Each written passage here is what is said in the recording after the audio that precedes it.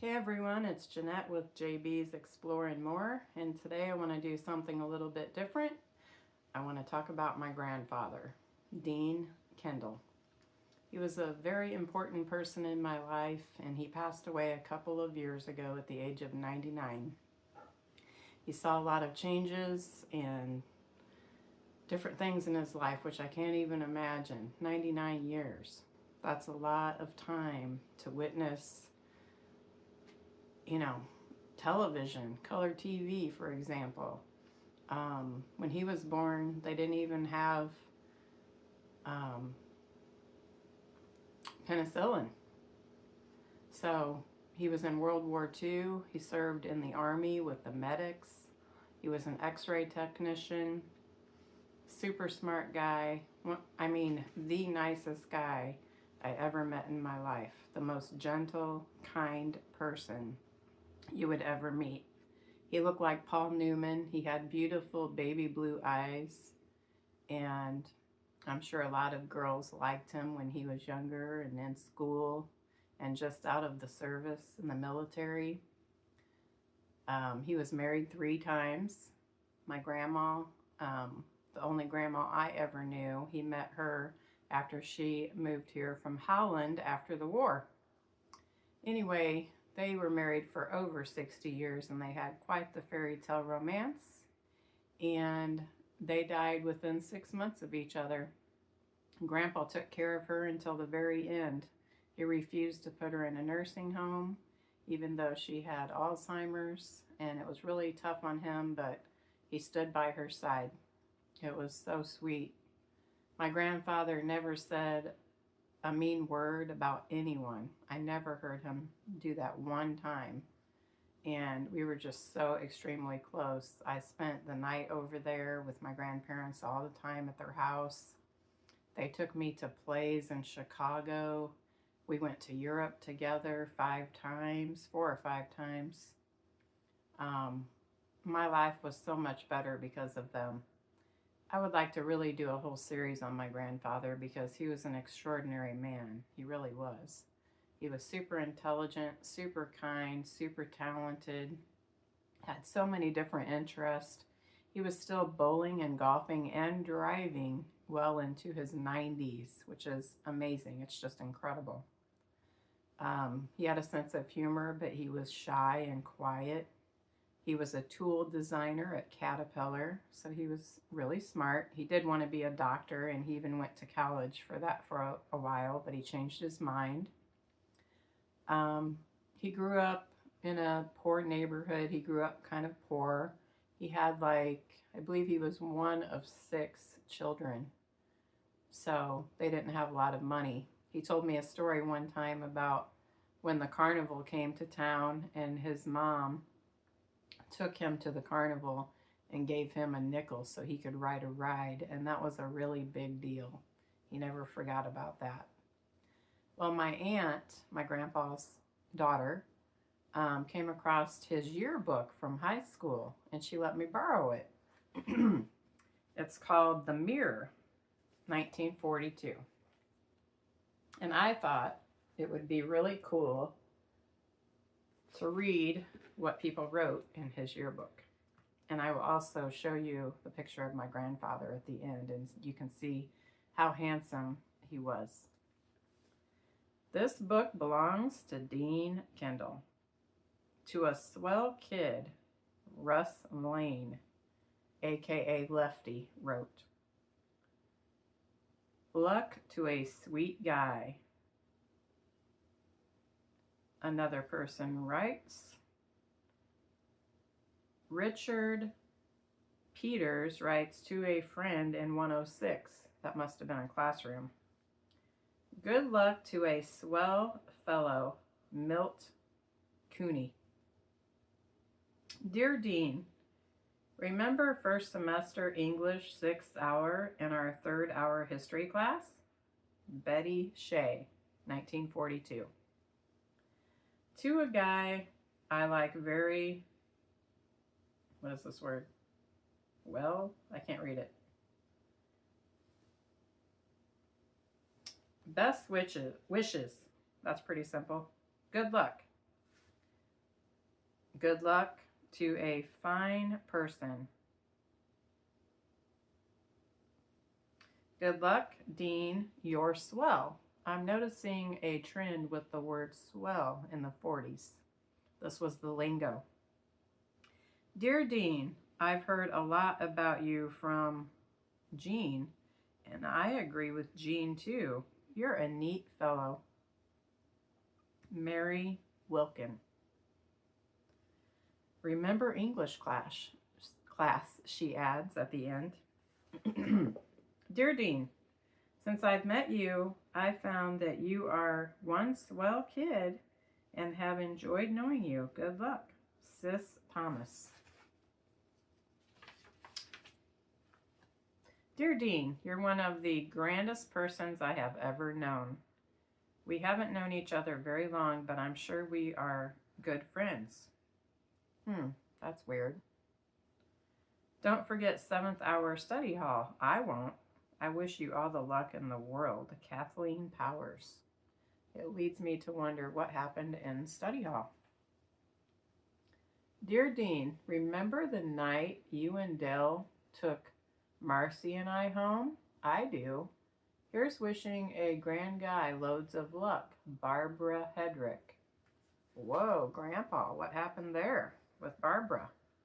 I would have loved to hear that story. Speaking of stories, I did interview my grandfather, and I have a lot of his life recorded on cassette tapes.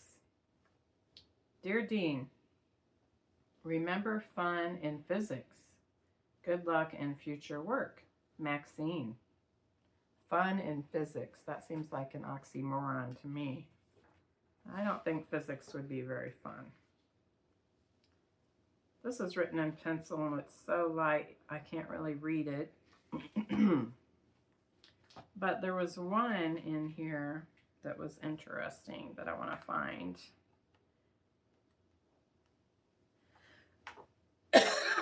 Excuse me. Just kind of a quick update too. My husband and I returned from Ireland last week. I brought back a virus as a not so welcome souvenir. I've been sick. Last week I was really sick, but this week I'm on the mend. My mom and I did have another sale at her barn over the weekend, and it was a half price sale. We made about $200 and got rid of a lot of stuff. So the next sale that we do, it's going to be fill a bag for $5, and I'll probably do a video of that.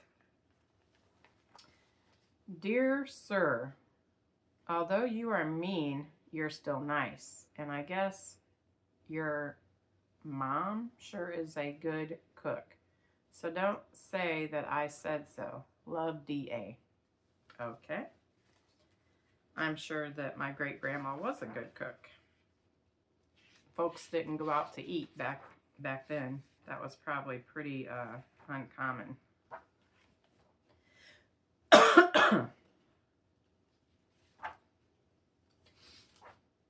Let's see. Dearest Dean, you're the swellest guy in the world to me, and I like you more than any boy in the world. Loads of love, Goldie Salvetti. P.S. Remember me. That was his best friend's sister. His sister signed it, Doris Kendall. Dear Dean, here's wishing you loads of success and happiness in the coming years. Helen. Dear Dean, if ever I knew a dope like you, I'd go stick my head in a bucket of glue. Your sister, Doris. Okay. Little sibling love there. Here's to Dean Kendall, a swell guy. Bill. Here's to a dope. Okay, I'm starting to notice another trend with the word dope. And it's not like, you know, we use the term dope today like, oh, that's dope. I think they mean like a dunce. Estimated and Estimated and dedicated. by a drip. May all your years be hectic, and may you always be pestered by girls. It's good for your morale or ego. As long as I'm writing, I may add that in spite of your face, you're still, your Aunt Babe and I have been trying to think of a world will put it here. I can't really read this very well, sorry. Bearable if we think of the right one. Thanks to your aunt, she thought of it. I suppose you can't read this, but don't worry. Okay, at least they're acknowledging that people can't read their handwriting. I haven't said anything yet. This pen is the deuce. The deuce. So blame it on the pen. Bye. Dorothy Anderson. A toast to the future to Mr. Kendall, Mrs. Kendall, and all the little Kendalls. Fred. That's my favorite one so far. That's really cute. Because one of his little Kendalls was my father, Jim. Dear Dean, loads and loads of luck to a grand guy. Remember advisory? It's been swell knowing such a super fellow. Remember Shorty. Luck always, Sylvia. Dear Dean, it has been swell knowing you. You're really a sweet person. No, it says a swell person. She used swell twice in her short message. Mary, signed by Mary. That's swell, Mary. Hi, Dean. To a swell fellow. Didn't they have any other words besides swell back then? They could have said cool. You know, when did cool come into play in the 50s? This was 1942. To a swell fellow and one of my buddies on the doors of the great state theaters. May you always have luck. Jack. Okay, my grandpa was an usher at a movie theater, so maybe that's what he's referring to. Dear Dean, it has been swell. This person wrote upside down. Pretty tricky. It has been swell knowing you, really. You're one grand guy. Grand guy. Too bad that I didn't get to know you and Jean better this year. You and Jean. I wonder if Jean was my grandfather's girlfriend. He never spoke of a Jean. The plot thickens. You're really a super guy. Emma Showers. P.S. I still wish we were going to the Madison Theater every Sunday night. Know what I mean? No, I don't, but I wish I did know. I'm sure there's a good story there. Okay, for this next long one, I need to take a drink of water.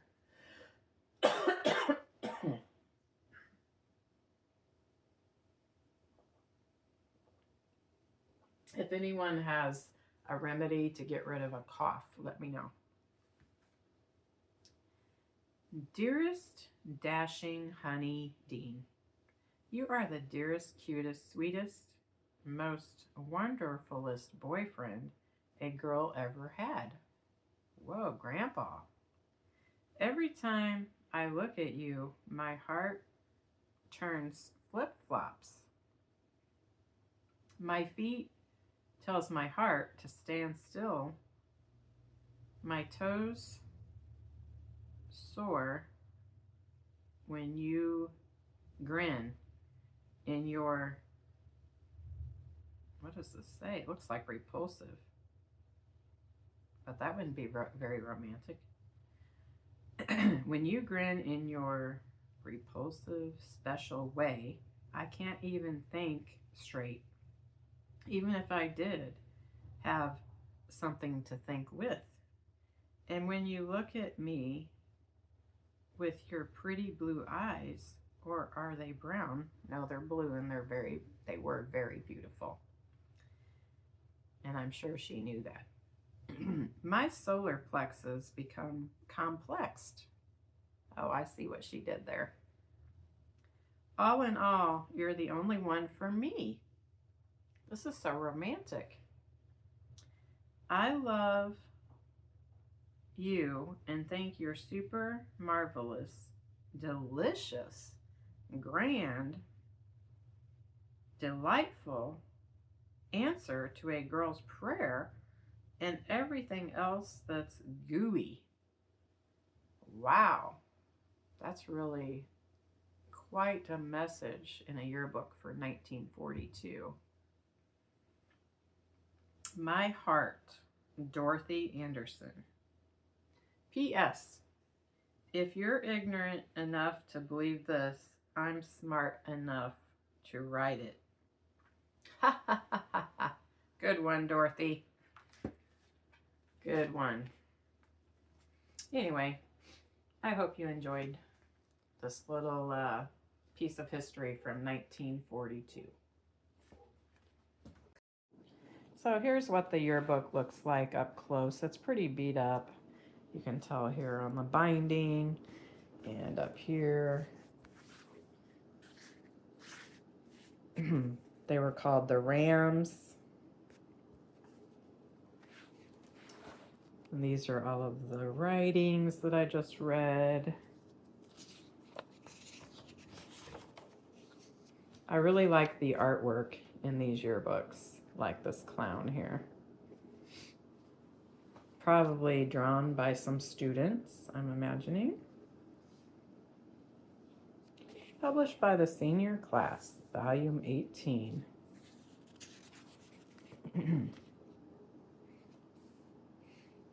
Probably one of the teachers. 5 cents admission, so you can tell that was a sign of the times. Every soul is a circus, every mind is a tent, every heart is a sawdust ring where the circling race is spent. So they had a circus theme on this yearbook, or this year. This was his school.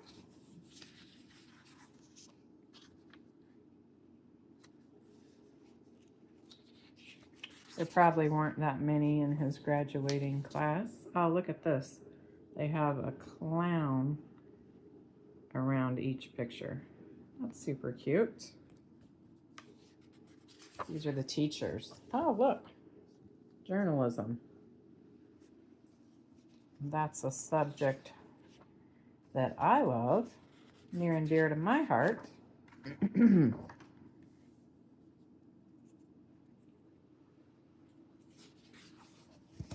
They probably don't have sketches in yearbooks today like this. And I think these are pretty cool. Excuse me. She's pretty. This is probably the drama club.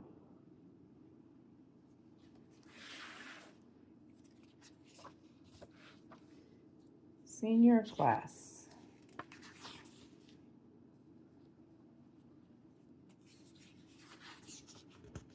I really miss my grandpa. I wish I could call him and talk to him right now.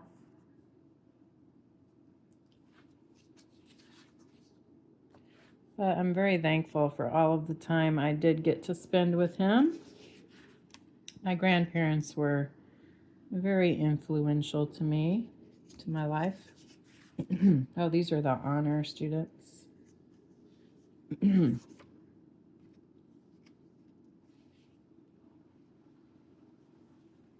I'm sure my grandpa had a lot of friends. It's also neat to really look at the hairstyles of the time to see how the women were wearing their hair. I think it's interesting anyway. It looks like it took a lot of work to do all those curls. Who had time for that?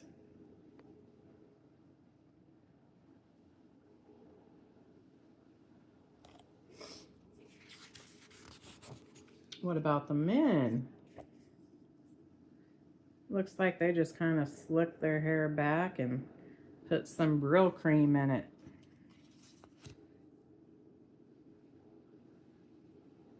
They wore suits and ties for their senior pictures. There were no concert t-shirts being worn at this time. Oh, there he is. This is my grandpa. I mean, is he handsome or what? He has a movie star quality about him. You are extremely ambitious and painstaking in all which you undertake. I would agree with that assessment. And that April 13 was his birthday. I miss you, Grandpa.